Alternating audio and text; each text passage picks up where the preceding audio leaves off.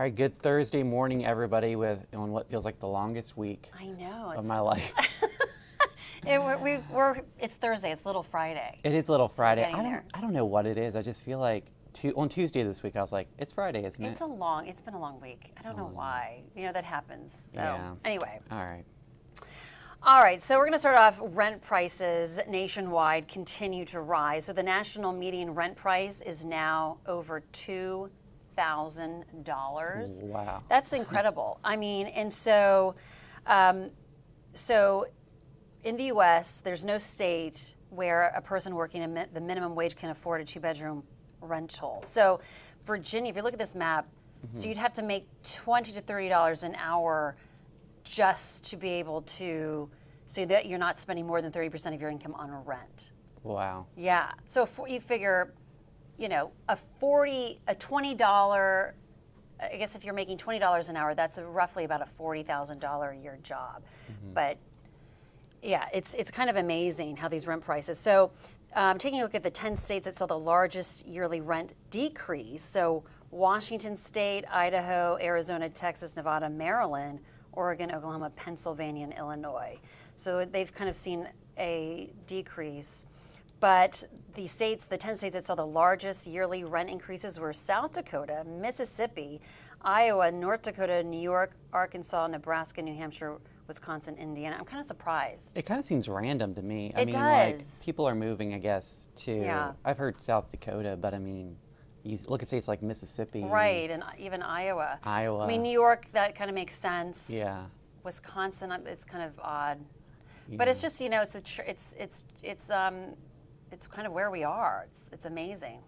Yeah, you'd think the minimum wage would at least cover the basic two-room rental, but not anymore. No, not anymore. Okay, so this is kind of interesting. I didn't realize that passports, they had kind of like a level of power that comes with them.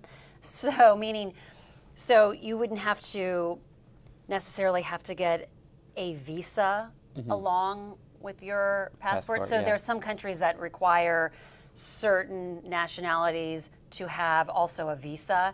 So Japan used to be, for 5 years, was number one. It had the most powerful passport where you didn't really need to get a visa into a lot of countries. But they have now downgraded, and so they've knocked down to third place. Singapore is now number one. America, we're at number 8. Number 8? Wow. Yes. That surprises me. Yes. I don't get it. The article didn't explain why. Yeah. But that's kind of interesting. Whereas, America, we're not, I guess you need a visa to get into some, certain countries. In more places, more places, than I guess if you were from Japan or Singapore. Or somewhere, yeah. Huh, very interesting. Not what I would have guessed. I was shocked by that. I was like, really? I thought, okay. So anyway. Oh, okay. And then finally, this is kind of adorable, but then I guess for the swimmer, it's really not. So the swimmer in Japan was trying to just swim, and this dolphin just kept harassing them in the water. No. And it's just kind of like, what? Would you be freaking out? I'd be freaking out. I mean, I guess they know it's a dolphin at this point. You don't think it's a shark. It's not a shark. But I mean, it's kind of like, what is the dolphin doing? I wouldn't be as freaked out with a dolphin as I would, obviously. No. Once I found out it's a dolphin. I mean, they can be aggressive. Yeah. Would you touch it? I don't know. Would you try to? I feel like the dolphin just wanted to be friends. Yeah, I don't know. It was interesting though. I have swum with the dolphins, but it was like, in a controlled habitat. Yeah. That was so much fun. So I got to ride it, hold on. And, exactly, yeah. But that would be kind of like, it's this dolphin. He's like, you know what? I'm just going to go mess with these swimmers. Yeah. I'm glad everyone pulls out their camera. Right. Not trying to help. They're just like, let's see what happens to this poor swimmer. Yeah. So there you go. All right. Well, thank you. Let's take a look at today's top stories over on NBC29.com this morning. We've got an arrest made in a Charlottesville bank robbery investigation. At number 2, former Richmond DPW official and wife plead guilty to fraud. Then at number 3, this story about the new transgender guidelines for public schools in Virginia. It's got reaction from both sides. So go check out those stories right now over on NBC29.com. All right, well, on the local beat this morning, Charlottesville police say a man wanted for a bank robbery and theft from a city jewelry store is now in custody. This is his picture here. John Zeno was arrested in Spotsylvania County on Monday for another bank robbery that happened in Stafford County. In Charlottesville, he is charged with robbery for last Friday's incident at UVA Credit Union branch on Arlington Boulevard. Investigators say Zeno is also charged with grand larceny for stealing a watch from a jewelry store on Emmett Street. Zeno and two alleged co-conspirators are in Rappahannock County Regional Jail this morning.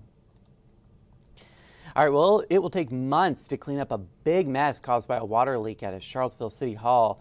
$1.5 million will be spent on the repairs. The city anticipates insurance will eventually cover the cost. The water leak forced City Hall to close for 2 days this week, and a renovation was already planned for the lobby, so that will now move forward ahead of schedule.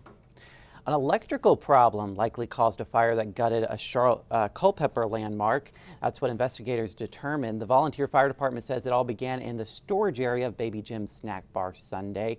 From there, the flames spread to the restaurant and the apartment building it was attached to. Hold on a second, we're having some tech issues here. A dozen people were displaced by the fire, and a firefighter also was hospitalized with heat exhaustion. And finally this morning, Albemarle County Police have seen a decrease in fatal crashes this year, but they're still seeing a lot of craziness on our highways and byways. In October, ACPD ran a study on Seminole Trail, Route 29, and more than half of the 18,000 drivers drove over the posted speed limit.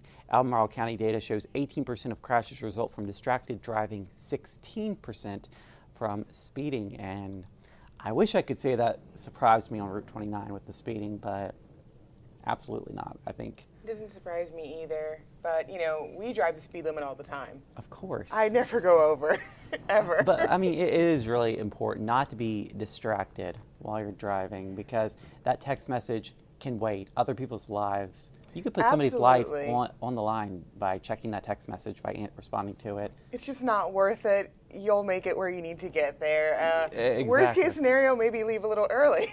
There you go. Then you don't have to risk anyone's life. There you go. But a look at today, Thursday, we're looking at mostly sunny skies. We will see a chance for some late showers and storms. Not expecting any severe weather right now, but here's what we're really excited about.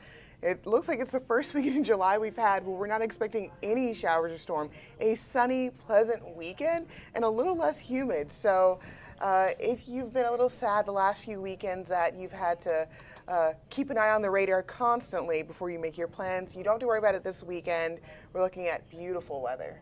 And nice temperatures too. It's not as hot this weekend. Absolutely. We were in a heat wave last week. We're going to see temperatures a little cooler, 90 tomorrow, but we're going to see temperatures in the mid and upper 80s as we go into the weekend. So again, a little cooler, a little less humid, and much sunnier, a lot more pleasant. A great time to go and catch a movie, the pool, maybe some... I was going to say, we have some weekend plans, don't we? We're going to see the new Barbie movie. You're wearing your pink today.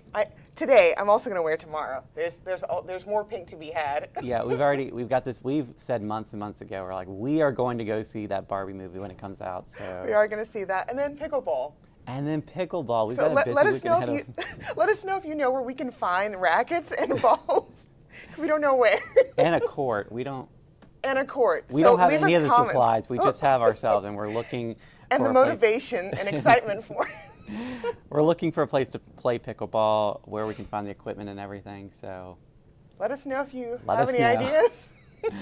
All right, that'll do it for our morning rush. We'll see you again on NBC29 News at noon. Have a great Thursday, everybody.